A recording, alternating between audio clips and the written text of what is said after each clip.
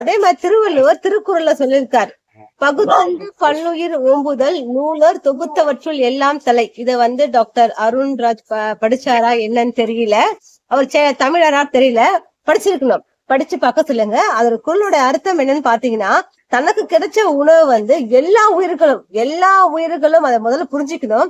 அவர் சொல்றது எல்லா உயிர்களும் மனிதர்கள் கிடையாது, இந்த உலகத்துல பிறந்த அனைத்து உயிர்களுக்கும் நாம பிரிச்சு கொடுக்கணும். அந்த அறம் தான் இருக்கிறதுலே மேலான சிறந்த அறம்ன்றது திருவள்ளுவர் தெய்வீக புலவர் பொய்யா புலவர் அவங்க அழகா சொல்லியிருக்காரு, அறம் குரல்ல சொல்லியிருக்காரு. அத கூட அவருக்கு தெரியல. தயவு செய்து நீங்க அறிவியல் ரீதியா பாருங்க. அதாவது கருத்தடை மூலியமா தான் இது இனப்பெருக்கத்தை கட்டுப்படுத்த முடியும். நாய்கள் ரோட்ல திரியிறாங்கன்னா அது இந்த மேட்டிங், அதாவது இனப்பெருக்கான சீசன்ல அவங்க திரிவாங்க. அதை நீங்க கண்ட்ரோல் பண்ண தெரிய மாட்டாங்க. அதுக்கு நீங்க முயற்சி எடுங்க. முயற்சி எடுத்து ஃபீடர்ஸ் சாப்பாடு போட அலோ பண்ணுங்க.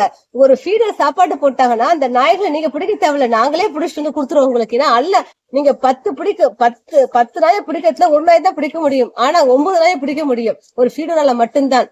சாப்பாடு போட அலோ பண்ணுங்க.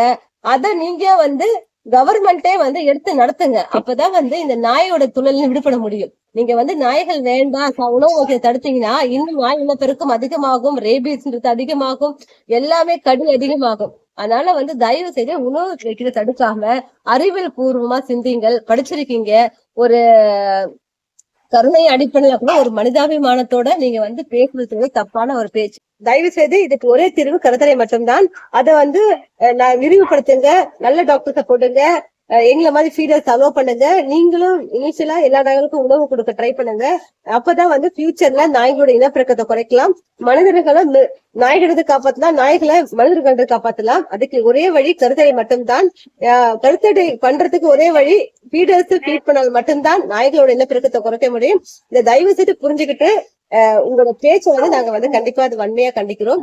மாத்திக்கங்க. நன்றி.